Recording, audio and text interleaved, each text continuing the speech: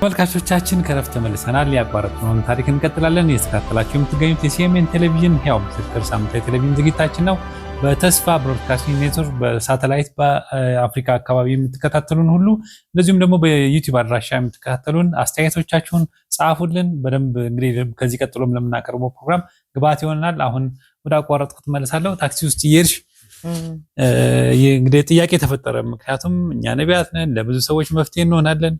ጌታ ሆይ ምንድነው የጥያቄ ብለሽ ነውና ያው ምን ነው ለምንድነው ጌታ ሆይ እያልኩ በቃ ማለት ከዝም ብዬ ከጌታ ጋር እያወራው ብቻ ያው እንባይ መጣ፣ አለቀስኩ። በኋላ አየኝ እሱ ያው ጥግ ስለተቀመጥኩ ወደዛ ወደ መስታወት ዞሬ ነው እንዳይም ብዬና አየኝና አለቀሰ። አንተ ረሰው ምን ይላል እዚህ ውስጥ እኮ እንግዲህ ምናልባት እናገለግል አየን ይሆናል። እነዚህ ሰዎች ሰው ያገለግሉ ለራሳቸው አለቅሳሉ እንደሉን አልተው ምናምን አልኩ። ከዛ በፊት ግን የረሳሁት ነገር ምንድነው የዛች እህት ቤት ያደርንለት ማለት ነው። እንግዲህ አድረን በማግስቱ ነው ይሄ ነገር የተባለው። ህልም አይቻለሁ አለችኝ እና ያቺ እኛን አሳደረችን የሷ እህቷ አለች እና ለዛው ቦሌ ቡልቡላ ናቸውና እሷም እዛው አካባቢው ናትና ህልምማ ያየሁትን ሳልነግራችሁ አትሄዱም አለች። እሺ ምንድነው ስላት በጣም ትልቅ እባብ ያለው አለች እና ያ እባብ አንቺን ለመንደፍ ተዘጋጅቷል።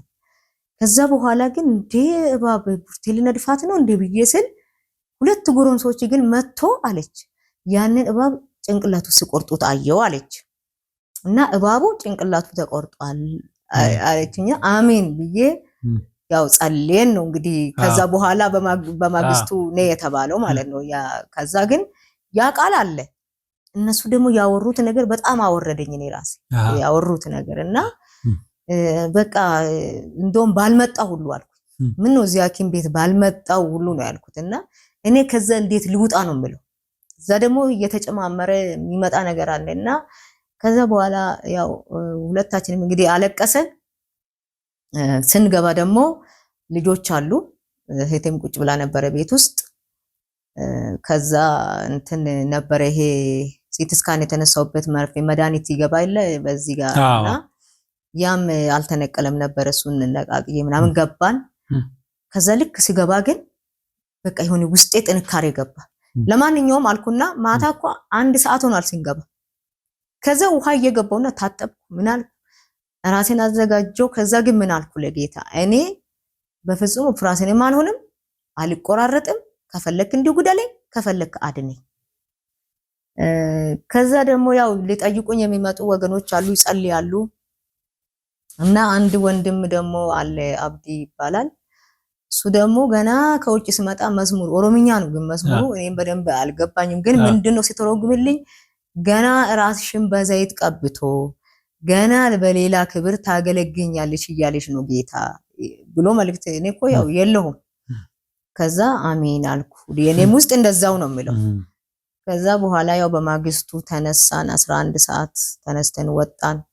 1 ሰዓት ደረሰን እና ያው ዶክተር መጀመሪያ የአንጀት ስፔሻሊስት የተባለው ጋር ሄደን ከዛ ስሜ ተጠራ። ጥቂት ሰዎች ነን እና ያው ወደ ሰርጀሪ ክፍል ሄጂ ተባልኩ። ሲያልኩኝ ምንድነው ሰው እንዲሁ ተነስቶ ነው እኔ በቃ ምንም አልገባኝም፣ ሊገባኝ አልቻልምና ምንድነው እንዴት ነው ዝም ብሎ ተነስቶ ያው ሰምቻለሁ ባል እንትን ባልልም ተፈርሞ እንዲተደርጎ የሚባል ነገር አለና ከዛ በቃ ጠብቆ ተባለ እና አንደኛዋን እህት አባቷ ገብቶ ኦፕራሲዮን እየተደረገ ነው። ከዛ ምን ሆነሽ ነው እዚህ ቁጭ አልሽው ምናምን ስና አባቴ ገብቷል።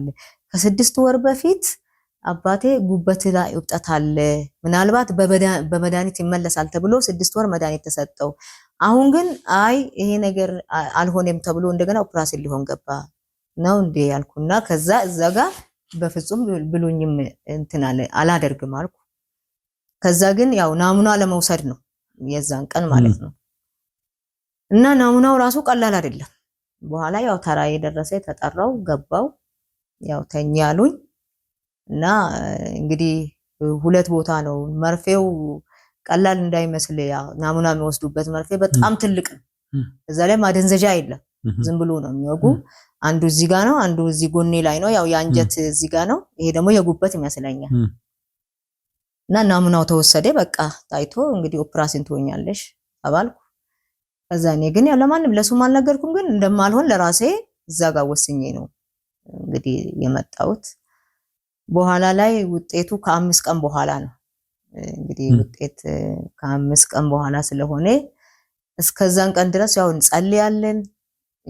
ግን ያው ምንድነው ይሄ ውጤት የሚሆነው የሚለው ነገር ከዛ ሄርን እንግዲህ ቀኑ ደርሶ ስንሄድ ውጤቱ አልደረሰም አሉ። ስንሄድ በ5 ቀን ይደርሳል ብላችሁ ቀጠራችሁን አይደለ? እንዴት ነው ያልደረሰው?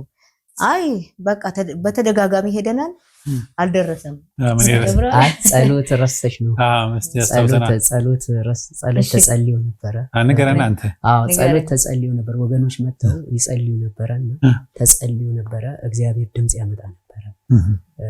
እኔም አንድ ርም ነገር አየሁ። ኩይሳ የሚባል ታውቃለህ? አዎ የምስት መኖሪያ እንደዚህ ላይ ከዛ እኔ ጎተታታለሁ ወደ ኩይሳ ላይ እንደ ራይ እንዲህ ጎተታታለሁ ላይ ያወጣትና ቀሚሷን ይዞ እሱ ሊነጥቀኝ ይፈልጋል።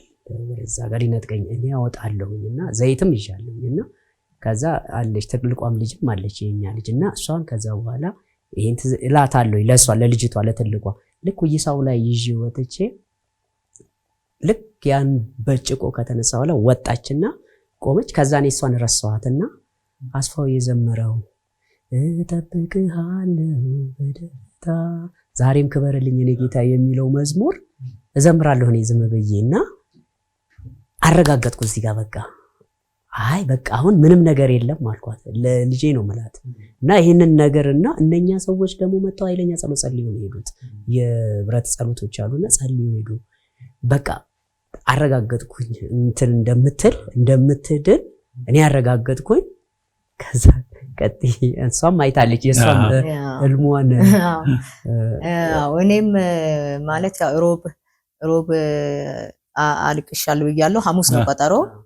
ከዛ ሮብ ሌሊት እንትን ምንድነው የሚያሳየኝ ፓስፖርት ላድስ ሄዳለሁ እና ያው ትራሳለ አንዳንዱ ነገርና ፓስፖርት ላድስ ሄድ እኔ ውጭ ሀገር ሄጄ ነው የምታከመው የኔ ሕክምና ውጭ ስለሆነ ፓስፖርቱን በፍጥነት በቃ አድስልኝ ይላሉ። ደግሞ ዋናውን ነው የሚጠይቀው እጂ ከዛ ያየኝና አይ ያንቺ አሁን አይደለም ይለኛል። እኔ አሁን ነው የሚፈልገው አድስልኝ እኔ በቃ ምክንያቱም የኔ ሕክምና እዚህ አይደለም የኔ ሕክምና ውጭ ሀገር ስለሆነ ውጭ ሀገር በአስቸኳይ ሊሄድ ስለሆነ በቃ አድስልኝ ስለው አይ ማደሱ ይታደሳል ግን አሁን አይደለም ይለኛል። እና ምናልባት ባለቅስ ሰውዬ ያድስልኛል ብዬ አለቅሳለሁ። ጭራሽ እሱ የሆነ ሰው ቁጭ ብሏል እንዲህ ተሽከርካሪ ወንበር አለ ሁለቱ ያወራሉ እኔ አነባለሁ እዛ ቆም በዛው ነቃው እና እንደዚህ አዮ ፓስፖርት ላድስ እጄ ሳይ ብታደስ ኑሮ ተጂ ነበር ግን ስላልታደሰ ገና ነው ተብለሻል በቃ አንቺ አትሄጂም ማብራሪያ ድረስ ነው። አይ ሌሎችም ነበሩና እንዲሁ አንድ ላይ ሆነን እንደዚህ እኮ አዮ ሲል ፓስፖርቱ ብታደስ ተጂ ነበር ግን ስላልታደሰ ገና ነው ስራሽ በቃ አንቺ ተባልኩ። ከዛ የዛን ቀን እንግዲህ ለውጤቱ የሄድንለት ውጤቱ ገና ነው ተባለ። እንዴት ገና ይሆናል እንጠብቅ ተባለ። እስከ ምሳ ሰዓት ጠበቀን። በቃ አልደረሰም አለች። 3-4 ጠየቅናል። በቃ ወጣን። ከዛ ያው እህቴ መብራኝ ነበረችና ወጣንና ግን ለምንድን ነው ይደርሳል እኮ ውጤት እንዴት ውጤት የለም ይባላል? ውጤት እኮ ይደርሳል። ከዛ ተመለስና ዶክተሯ ጋር ገባን እና ያው ለዛሬ ተቀጥረን ነበረ ግን ደግሞ ውጤቱ አልደረሰም ተብለናል እንላት። ከዛ ያው ጠራቻትና ልጅቷን አልደረሰም አዎ በዛ ላይ ደግሞ ለኔ እዚህ ጋር አልተላከልኝም ምን እንደሆነ ራሱ አለች። ከዛም በኋላ ጠብቁ አለችን እሷ። እንግዲህ እንጠብቃለን ብለን ጠበቅን። በቃ ስንጠብቅ ወደ 10 ሰዓት ሆነ። ጠዋት እንግዲህ ሌሊት ነው ከቤት ወጣን። ከዛ ያው ውጤቱ መጨረሻ ላይ መጣ። እንግዲህ መጨረሻ ላይ መጣ። ከመጣ በኋላ ያው ዶክተሯ ጋር ገባን። ከዛ ወደዛኛው አሻገረችን እና እሱ ጋር ጠብቀን ስንገባ ውጤቱ የለም አለ። ውጤቱ እኮ አምጥቶ እዚህ ውስጥ ሲያደርጉ እኮ አይተናል እኛ። ውጤቱን አስገብቶ እኮ ነው አንተ ጋር ይላኩን። ውጤቱማ አለ ፈልጉ አልኩት። የለም አለ። እያገላበጠ ወረቀቱን ያል ግን ውጤቱ የለም አለ። እንዴት ነው ውጤት የሌለው ነው ወይስ ሌላ ነው አምጥታ ያሰጠችው ምንድነው ብዬ አይ የለም ውጤቱ ምንም ነገር የለም አለ። ከዛ ታዲያ ምን ይሻላል ሲባል ደወለና ውጤት አምጡ የለም አላቸው። እና ካለ በኋላ እንደዚህ ጭንቅላቱን ይዞ ነው እንደዚህ ብሎ የሚያገላብጠው ወረቀት ያገላብጠዋል። ከዛ ሲያገላብጥ አገኘው። ያው ውጤቱ እኮ እዛ ውስጥ አለ፣ ግን ያው ሰይጣን እንደው እንዳይታይ አድርጎ ነው እንጂ አለ። ከዛ በቃ ምን ይሉ ይሆን እንግዲህ የሚባለው ነገር ያው ሰምተን እንሄዳለን ስንል ዝም ብሎ ያገላብጣል። ያው እኛ ውጤት ለመስማት ነው እዛ ዝም ብሎ ከዛ እኔ ምንም አይታየኝም አለ። እና ምን ማለት ነው ምንም አይታየኝም ማለት? አይ አልገባኝም። ምንም አይታየኝም ማለት ምን ማለት ነው አልኩት።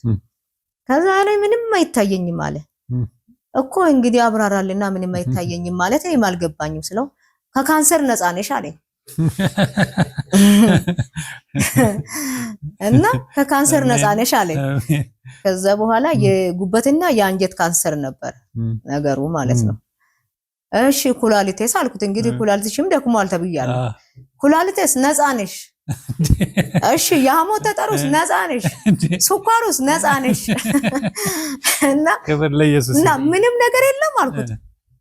ያው ምንም ነገር የለም አለኝና እውነት እኔ የሚያሾፍ ነው መሰለኝ። እሺ መድኃኒት ዘዝልኝ አልኩት። በነፃ ነኝም የምን መድኃኒት ነው ማዝልሽ? ነፃ ነሽ እያልኩሽ አይደለም እንዴ? መድኃኒት እንዴት ነው ማዝልሽ? ነፃ ነሽ እኮ ምንም አልኩት። አዎ ከዛ እኔ ደንግጫለሁ ማለት እንደዚህ አይነት ውጤት ያወራሉ ብዬ አልጠበቅኩም። ከዛ እንደዚህ ነበረ አሁን ግን የለም ማለት ካንሰር ነበረ አሁን ግን የለም፣ ኩላሊት ነበረ አሁን ግን የለም፣ ስኳር ነበረባት አሁን ግን የለም እያለ ነው። ያው እንግዲህ የነበረ ግን አሁን የለም። ክብር ለኢየሱስ ጌታ መልካም ነው። ከዛ በቃ በጣም ደንግጫለሁ ማለት እኔ እውነቴ ነው በጣም እየታመምኩ እሱም አይዞሽ እያለ እየደገፈኝ ነው ምን ሄደው እኮ መንገድ ራሱ ብዙ መሄድ አልችልም። ከዛ በቃ ስለደነገጥኩ ዝም ብዬ ወጣውና ቆምኩኝ ውጭ ላይ። ያው ምን ተባላችሁ? ዝም ምን ተባላችሁ ስትል ዝም አልኳት። ከዛ ምን ተባላችሁ እያልኳችሁ እኮ ነው ነፃ ነሽ ብሎኛል። እና ነፃ ነሽ ተብለሽ ነው እንዴ ዝም ብለሽ የምትቆሚ? ነይ ቀፍይ ብላ ከዛ በቃ እዛው ነው በሽታውን ጥዬ ወጣሁት። አሜን አሜን። ያ ህመም ያ እንደዛ የሚያደርገኝ የለም። እና ከዛ አንድ እህት አለች እኔ ምለው ብርትዬ አለች። ቤት አልኳት ድምፅሽ ራሱ ደካማ መናገር እንኳን አችም እንደዛ ተኝተሽ አይተንሽ ግን ቆይ ይሄ በሽታ እንዴት ነው ለቆሽ ሄደ አለች። እኔ እንጃ እኔም ራሴ አላውቀው። እኔ በቃ እዛው ሆስፒታል ውጤቱ ሰማ እዛው ነው ትቼ ወጣሁት እኔ። ከዛ በኋላ ህመም የለም ምን የለም። እና እግዚአብሔር ይመስገን። አሜን አሜን። ክብር ለኢየሱስ። አሜን አሜን። አሁን እሷ ወደዛ መለሰችኝ። ምናልባት ያው ታውቃቸዋለህ አፍሬንና ከስ ጓደኛ አላቸው ሙሳ ይባላል።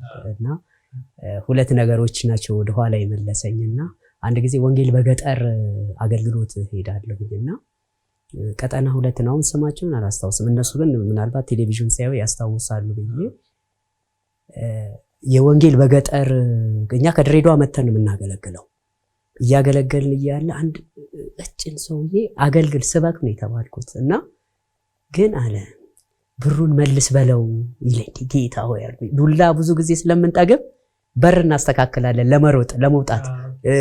ያው እውነት ስትናገር ማንም እንትን የሚል የለም። እና እሷን ወደ ጎን አደረኩኝና እውነት ስትናገር ሌባውን ሌባ ነው የምትለው። በቃ ሌላ ነገር ስለሌለ ያው ተመተ መሄድ ይሻላል። እና አዎ እና ስለዚህ አሁን ብር መልስ ሲለኝ ለኚህ ሰው አሁን ቀጭን ነው ሰውየው፣ በጣም ሻማ ጃኬት ቀይ ጃኬት ነው የለበሱ ቀጭን ነው። ያንን ሰውዬ ብር መልስ በለው ሲለኝ ወይ ሰርቁ ነው ዛሬም ደግሞ ለመደብደብ ነው። ጌታ ሆይ እንግዲህ እግዚአብሔር ወይ አንተ ታውቃለህ እንግዲህ ያንና ይሄስ አዲስ አበባ ነው ገጠር ውስጥ ቢሆን እንኳን ማምለጫም የለም እዚህ ትንሽ ችግር የለውም ብለን እንግዲህ የሰራዊት ጌታ እግዚአብሔር መልስ ይልሃል፣ የሰበሰብከውን ብር መልስ ይልሃል። በቃ አፈነዳሁትና ስናገር ያ የጠሩኝ ሰዎች ሁሉ ወደቁ፣ መጸለይ ጀመሩ። ከዛ አሁን ቀና ብዬም ወያዩ አላመንኩም። ካሁን ይመቱኛል። አሁንም እኔ እውነቴን ነው ነግረክና ከዛ እሷንም እንትን እላለሁኝ። በኋላ ለካ ሰውዬው ውጭ ሀገር ለካንሰር ደቡብ አፍሪካ ነው መሰለኝ ተሰብስቦለት ገንዘቡን መልሶን እኔ ፈውሻለሁ ብሎት ነው እንትን ያለው ለእግዚአብሔር ፈውሶት ነው። ብሩን መልስ እኔ ፈውሻለሁ ግን ብሩን መልስ የሚለው ነገር ለኛ ለእርዳታ የተሰበሰበ ነው። ወንጌል በገጠር የሰበሰቡት ነው። እና አሁን ቀጠና 2 እንደውም እንትን ፈንድ ምናምን አዘጋጅ ሆኖ ሰው አሉ በህይወት አሉ። እና አሁን ከዛ ምንድነው እሱ እግዚአብሔር አለማምዶኛል። ያቺ ድምጽ ነች የመጣችው። ያኔም ያቺ ድምጽ ስትመጣ ምንድነው ሰውየው ከካንሰር ነው። ንጉሴ ቡልቻም ያው አውርቼ ኮን አላውቅም። የንጉሴ ቡልቻም ልጅ እንደዚሁ ክብር ለጌታ ይሁን። ማኪ ነች አይደል የመጀመሪያ የደወለችው ባለቤቱ መሰለችኝና እዛው አዲሱ ገበያ ነው እንጸልየው። የሱም ልጅ እንደዚሁ ታማ ከውጭ ሀገር ነው በሲዲ ነው ያለ። እንደውም ማስታውሰው በጆሮዬ በሲዲ መጥቶ ነበረ ነው ያለው። ሌሊት ላይ መልእክት መጣ እግዚአብሔር ፈውሻታለሁ አለ። ያው እንግዲህ አንድ ወቅት ላይ ሁላችን ፓስተር ተስፋዬ ገብሰውም ነበሩ አይደለም የዛን ቀን አንድ ላይ ሆነን እግዚአብሔርንም አመሰገን። እግዚአብሔር ፈውሶ በድምጽ ነው። ድምጽ የሚሰማ ሰው አይከስርም ነው። ድምጽ ከእግዚአብሔር ጋር ነው። ለዚህ ነው አሁንም ወደዚህ እውነት እንድንመጣ ነው። ነቢያትም የትኛውም እንጸልይ ሰዎች ጸጋ አለው። ሁሉም ሰው እኮ ጸጋ አለው። የተሰጠው ጸጋ አለ። እግዚአብሔር ይሄንን ያደርጋል። ክብሩ ለጌታ ይሁን። ይሄ ብቻ አይደለም የማናውቀው ብዙ ነገር ተሰርቶልናል እና ክብሩ ለጌታ ይሁን። አሜን። እግዚአብሔር ይመስገንና ጌታ እንግዲህ አንዳንዴ በሕክምና የማይፈወስ እግዚአብሔር ግን ያው በህይወታችን ውስጥ የሆነ ነገር ሲመጣ አንድ እግዚአብሔር ሊከብር ነው።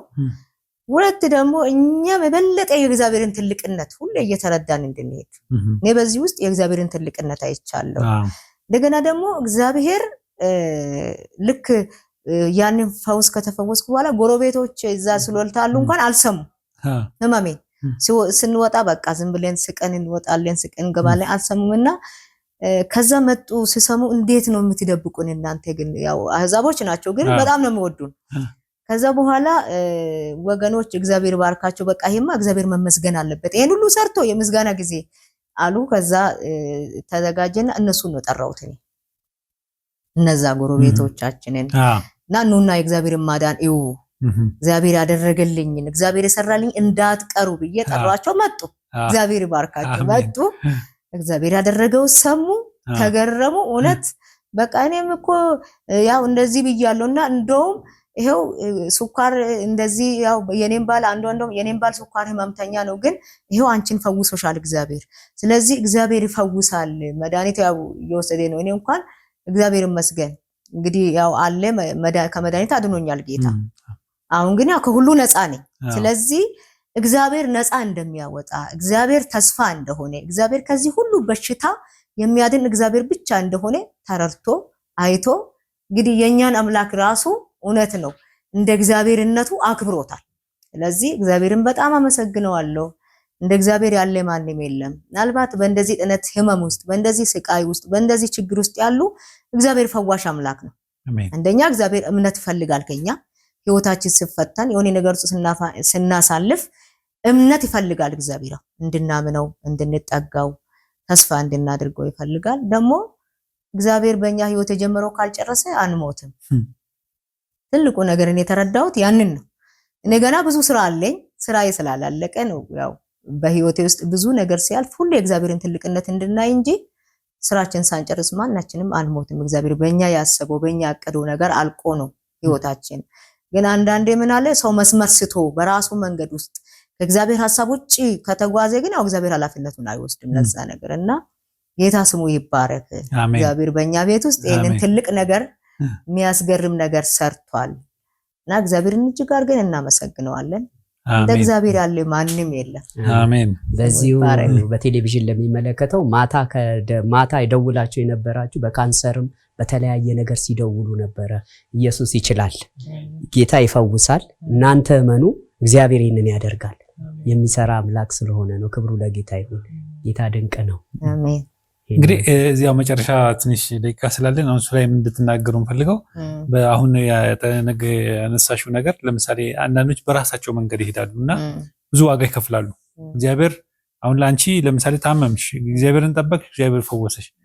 በራሳቸው መንገድ ደግሞ የሚሄዱ ሰዎች አሉ። በህመም ብቻ ሳይሆን በችግርም በገንዘብም ሊሆን ይችላልና እንደዚህ ሆነው የተጎዱ ያገለገላችኋቸው ካሉ ለትምህርታችን እንዲሆን የምታነሱት ካለ ሰዎች በራሳቸው መንገድ መሄድ እንደሌለባቸው ለምን ብለው እግዚአብሔርን ማማር እንደሌለባቸው። እውነት ነው።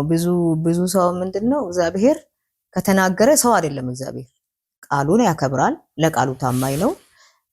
ቃሌ ካፌ ወጣው ቃል ከሚያልፍ ሰማይና ምድር ቢያልፍ ይቀለኛል ብሎ እግዚአብሔር ይሄን አክል ቃሉን የሚያከብር አምላክ ነው። ግን ብዙ ሰዎች እንዳልከው ሁለት ነገር ነው ይዞ የሚሄዱት። እዚህ ጋር እግዚአብሔር አለ፣ እዚህ ጋር ደግሞ ሌላ ነገር አለ። እግዚአብሔር ደግሞ በእንደዛ አይሰራም። ለምንድን ነው የማይሰራው? ወይ ሙሉ በሙሉ ለሱ ከሰጠሁት ይሰራል፣ ወይ ደግሞ በራሴ መሄድ አለብኝ። እና ብዙ ሰዎች አሁን ምን አደርጋሉ? ልክ እግዚአብሔር እኔ ሰራለሁ፣ እኔ አደርጋለሁ፣ በቃ በእኔ ታመኑ፣ በእኔ ተደገፉ ብሎ ተናግሮ ከዛ በኋላ ደግሞ በራሳቸው ይሄዳሉ። ከዛ ልክ ያ እግዚአብሔር የተናገረው ነገር እንግዲህ በእግዚአብሔር ሐሳብ ውስጥ ስትሆን ነው የሚሰራው። ከዛ ይሄዱና ከስሮ ሲመጡ የሆነ ነገር ሲሆን ደግሞ እግዚአብሔር ላይ ያጉረመርማሉ ብዙ ሰዎች። እና በዚሁ ምንድነው ሰው ራሱን ለእግዚአብሔር ከሰጠ እግዚአብሔር አያሳፍርም፣ ይሰራል በዘመናት መካከል። እኔ የሁለተኛ ልጄ መውለድ አቅቶኝ ተጎትቶ ነው ወጣ ከውስጤ። ጭንቅላቱ እንዳለ ደማምቶ ነበር። ግን ሰይጣን መጀመሪያ ላይ ሳልወልድ አንቺም ልጅሽም አደጋ ላይ ናችሁ ትሞታላችሁ ብሎኛል። እንግዲህ ያው ሌላ ደግሞ መናገር የሚፈልገው እግዚአብሔር ምን አሳየኝ? ሆስፒታል ውስጥ አስገባኝ እግዚአብሔር።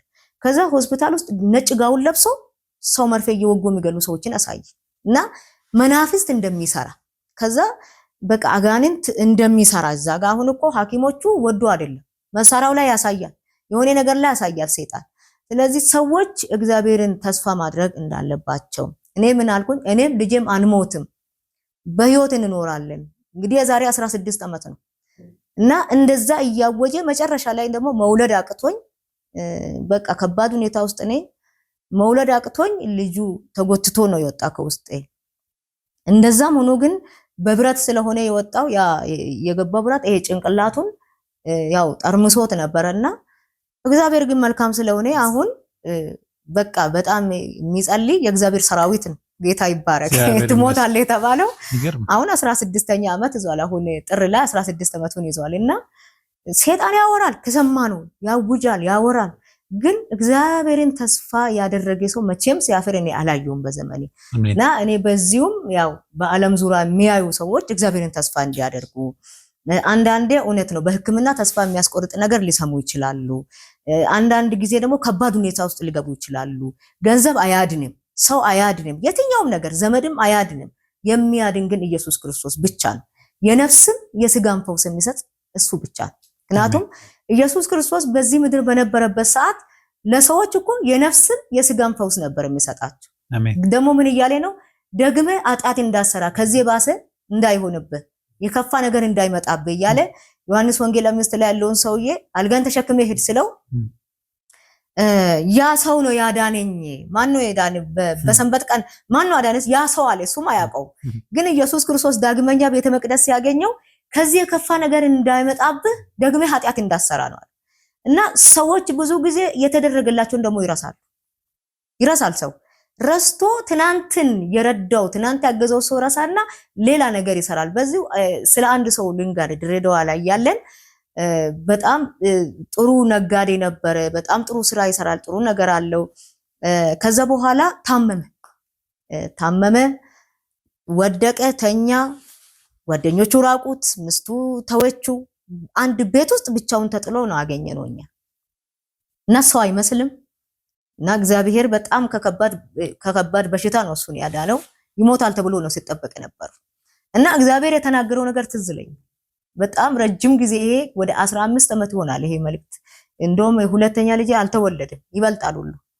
እና እኔ እፈውስሃለሁ፣ አድነሃለሁ፣ ገና በአንተ ሌላ አንስቼክ ሰው አድርጌክ በጓደኞችን በሚጠሉ ፊት አቁሜ አከብርሃለሁ። እኔ ግን ባከበርኩ ጊዜ ተጠንቀቅ፣ በፊቴ እንዴት እንደምትሄድ ያለ እግዚአብሔር ይናገረው ነበር። እና እግዚአብሔር ፈወሰው ያን ሰው። ማንም ይድናል አላለም። ሰው ሁሉ የሸሸው ራቀው፣ እያነባ ሰው አይመስልም። እኛን ገብተን ጸለይንለት ሸቷል ባለበት ቦታ ላይ። ከዛ ያ ሰው እግዚአብሔር እንደተናገረ ከዛ ከወደቀበት አነሳው፣ ፈወሰው፣ አዳነው፣ እንደገና አከበረው። ያ ሰው ግን እግዚአብሔር የተናገረውን ነገር ረስቶ የእውነቴን ነው የምልህ። ለዚህ ነው ከዚህ የከፋ ነገር እንዳይመጣብህ ደግመህ ኃጢአት አትስራ አለ እና የሆነ በቃ ያልሆነ ነገር ውስጥ ያሰው አገኘው። በጣም አዘንኩ ነው። ከዛ ምን አልኩት፣ እግዚአብሔር ምን ብሎ ነበረ? እግዚአብሔር እኮ ለቃሉ ታማኝ ነው፣ ግን አንተ ለምን እንዴት አደርጋለህ? ምክንያቱም እኔ አከብርሃለሁ፣ አነሳሃለሁ ከዚህ ቦታ። እግዚአብሔር ከዛ ቦታ ባነሳ እኮ ሞተ ነበር። አንተ ምስት ተወች፣ እንደገና ጓደኞች ተው፣ ቤተሰብ ትቶ ብቻን በወደክበት እኮ ነው ጌታ ያገኘ። ዛሬ ግን ዳግመኛ እግዚአብሔር ሲያነሳ አንተ ግን ያንን ረስተህ ዛሬ ላቆመ እግዚአብሔርን እየበደልክ ነው ያለው። ስለዚህ ተመለስ ብለነው ይሄንና የሚገርም ልሰማን እንኳን ፈቃደኛ አልነበር እንደዛ ስንለው። ስለዚህ ምን ይላል መጽሐፍ ቅዱስ? መነሻውን የሚረሳ ዛሬ ላቆመው እግዚአብሔርን ይበድላል። እና ያው መጠንቀቅ አለብን። ለሰራልን ለእግዚአብሔር ዝቅ ብለን እግዚአብሔርን ባከበርነው ቁጥር እግዚአብሔር ያከብረናል እንጂ እግዚአብሔር ያከበሩትን ንቆ አያውቅ። አሜን። ስሙ ይባረክ። አሜን። እግዚአብሔር መቼም ምንድነው አንዳንድ ጊዜ ጌታን ትተን እንትን ከምንል ከነ ችግሮቻችን ብንኖር ይሻላል እየለመን። አንዳንዶቻችን የሚተወን ለዛ ነው። እና እኔም ሁሉ ጊዜ ጸሎቴ ጌታ ሆይ ካንተ የሚያርቀኝ ከሆነ ከነ ችግሬ ልኖር ወይ ውሰደኝ ነው የምለውና ጌታ ይክበር። የረሳ ነው የኔ እናት ደግሞ ረስታ ነው እንጂ በዘይት ተጸልየዋል። በዘይት ተጸልዮ ጡት የለም ማህፀን የለም ካንሰር ተብሎ ቆርጦ ግን ቃል ወጥቷል። እስከ ዛሬ አለች እና ደስ የሚለው ትጸልያለች ዛሬም ቸርች። አያንተና የኔ እናት እና ዛሬ መሄድ አትችልም፣ ደካማ ነች፣ ግን ቸርች ውሰዱኝ ነው የምትለው። ቸርች ነውና ጌታ እንደዚህ አሁን እዚህ ሚዲያ ላይ መግለጽ የማልፈልገው ነገር አለ፣ ግን እግዚአብሔር ድንቅ አምላክ ነው እና አንዳንድ ጊዜ የሚያንጸውን ነገር ነው ሰዎችን የሚያወጣውን ለእግዚአብሔር የሚሆነውን ነገር ነው የምትናገረው እና በዛ እንኳን ብዙ ነገር መጥቷል። እግዚአብሔር ያዳላል ወይ? እሱ የሱ ድርሻ ነው። እግዚአብሔር ነው የሚያውቀው፣ እኛ አይደለንም የምናውቀው። እና ጥያቄ ሁሉ የፈጠሩ ሰዎች አሉ በዛ መካከል ላይ እና እግዚአብሔር ክብሩን ጠቅልሎ ይውሰድ። አብሮ እግዚአብሔር ጋር አለው ወገኑ። ግን አሁን ምንድነው እሱ ተፈውሳ ዛሬ እንሂድ ማለቷ እኔ ደስ የሚለኝ ይሄ ብቻ ነው። በቃ ሁሉ ጊዜ በቃ እሷስ እንዴት ነች ብለ ጸሎት ርዕስ ነው በየእንትን አሁን ስላንተ ከሰማች ስላንተ ጸሎት ርዕስ ተሸክማ ሄዳ ይዛ ነው በቃ የኛ ደሞዝ ይሄ ነው። ክብር ለጌታ ይሁንና እንዳልኩ ያ ባለፈው እንደነገርኩ ወንድማማች ቸርች ነው አሁን እዛው አቃቂ ነው ያለና እግዚአብሔር ድንቅ አምላክ ነው ይሰራል። ሌላው ነገር ደግሞ ከእግዚአብሔር ዘንድ ሰው ካንተ ወዴት ይሄዳሉ አይደል ያለው? ካንተ ወዴት ይሄዳሉ አይደለም የሚለው። ከተደረገልህ በኋላ መባረክ ይባረካል። ቅድም እንዳልከው ነው። ይቅርብን። ብዙ ጊዜ አለ የማይመቸኝ ጸሎት አለ የሚጸለይ ጸሎት ምንድነው እሱ? ለኔ የማይመቸኝ ይሄ የሚቀረውን ነገር ነው ትኩረት የሚሰጠው ሰው ህይወቱ ላይ አይሰጥም። ለህይወቱ ላይ የዘላለም ህይወትን ላይ ትኩረት አይሰጥምና ቢቻል ትውልድ ሁሉ ወይም ደግሞ በእግዚአብሔር ያለ ሰው ሁሉ ስለ ህይወቱ ስለ ዘላለማዊ ህይወት ያንን ነገር ትኩረት ቢያደርግ አያስፈልግም እያልኩ አይደለም። ይሄው እኛ በእግራችን ምን የትም እንትን ትላለህ። እግዚአብሔር ይባረክ። ግን ምንድነው ትልቁ ነጥብ ይሄ እዚህ ጋር ለጥቅም ይሆን ከሆነ እዚህ ሚዲያ ላይ መቅረብ የለብንም። የሆነ ነገር የምንፈልግ ከሆነ መቅረብ የለብንም። ግን ትውልድ የሚድን እንደሆነ ሰዎች ከኢየሱስ ጋር የሚገናኙ ከሆነ መዳን በማንም የለም አይደለ? እንድንበት ዘንድ የተሰጠን ኢየሱስ ነው አይደል? እሱን የምንገልጠው ከሆነ ይብዛልን። አሜን። ክብር ለጌታ። እሺ እንግዲህ እህት ወይም ነብይት ብርቱካን እንደዚህም ነብይ ብርሃኑ ከሱሉልታ ድረስ እየተመላለሳችሁ ይህንን የመሰለ ምስክርነት ለተመልካቾች እንዲደርስ ስላደረጋችሁ እግዚአብሔር ባርካችሁ። በጣም ነው የማመሰግነው። ተመልካቾቻችን የዛሬው ዝግጅታችን በዚህ ይጠናቀቃል። የዚህ ዝግጅት ያለፉ ክፍሎች ያመለጣችሁ ሁሉ ዩቲዩብ አድራሻችን ላይ ገብታችሁ ሲኤምኤን ቲቪ ኢትዮጵያ ብላችሁ ገብታችሁ ማየት ትችላላችሁ። ሰብስክራይብ አድርጋችሁ የሚቀጥሉት ምስክርነቶችም እናንተ ጋር እንዲደርሱ ማድረግ ይቻላል። በተረፈ በተስፋ ቴሌቪዥን በአየር ላይ የምትከታተሉን በሙሉ ደውሉ፣ ጻፉልን። በተለይ በስልክ ቁጥራችን አጭር የጽሁፍ መልእክት ላኩልን። እንደዚሁ ደግሞ ጌታ ያደረገልኝ ድንቅ ነገር አለ፣ ይህም ብናገር ብዙ ሰዎች ይድናሉ፣ ለእኔም ምስጋና ይሆናል የምትሉ ካሉ ደውሉልን። የእናንተን ምስክርነት ወደ ጻፉልን ማለት ነው፣ ለህዝብ እናደርሳለን ማለት ነው። ለማንኛውም የሚቀጥለው ሳምንት በሌላ እንግዳ እንገናኛለን። እስከዛው ድረስ መሰናበታችሁ ተስፋዬ ካሳሁን ነኝ። እስከዛው ድረስ እግዚአብሔር ከሁላችን ጋር። ይህ ሕያው ምስክር